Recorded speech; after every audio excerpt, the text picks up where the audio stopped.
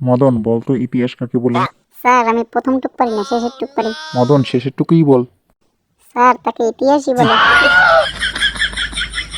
Sir একটা কথা বলবো? কি কথা কবি বল মদন।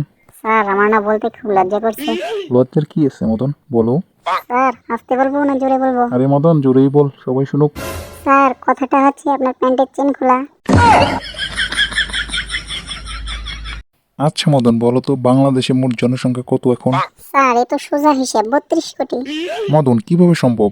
স্যার এটা সম্ভব, কারণ সরকারি দল বলছে তাদের পক্ষে 16 কোটি মানুষ, আর অপর পক্ষে বিরোধী দলও বলছে তাদের পক্ষে 16 কোটি। তাহলেই তো বোঝা যাচ্ছে 32 কোটি জনসংখ্যা।